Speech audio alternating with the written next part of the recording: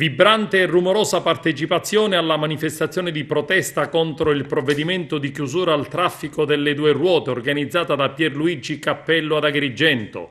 Un provvedimento adottato dal dirigente Di Giovanni, comandante della Polizia Municipale, poco digerito dalla Giunta e dai consiglieri comunali, che imbriglia la città dividendola tra strade buone e strade pessime, tra buchi e sobbalzi. Almeno 200 tra bici, scooter, moto di grossa cilindrata, al suono chiaxoso di clacson hanno manifestato sul percorso dal Viale della Vittoria, uffici ASP, fino a Piazza Municipio, con breve sosta al Palazzo Comunale e continuazione verso San Leone. Un'iniziativa lanciata quasi per scherzo sui social, che ha visto invece l'adesione di molti agrigentini ed appassionati delle due ruote, Ride Passion, per sensibilizzare l'amministrazione comunale a rivedere, ritoccare il provvedimento che vieta il passaggio delle due ruote in alcune importanti strade.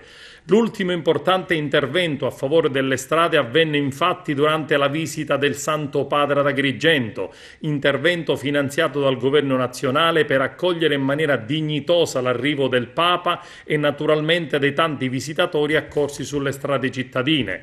Come è noto, il problema delle buche stradali riguarda quasi tutte le grandi città e piccole d'Italia.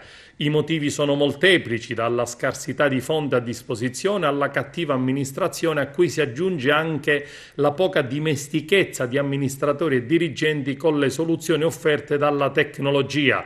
È molto probabile, sussurrano voci di palazzo, che altri interventi di chiusura e divieti siano previsti nelle prossime settimane ad Agrigento. A noi comuni mortali non ci resta che aspettare la visita nuovamente del Papa o d'altro importante capo di Stato per avviare la manutenzione e il rifacimento del manto stradale che tanti incidenti e risarcimenti economici hanno prodotto alle casse comunali.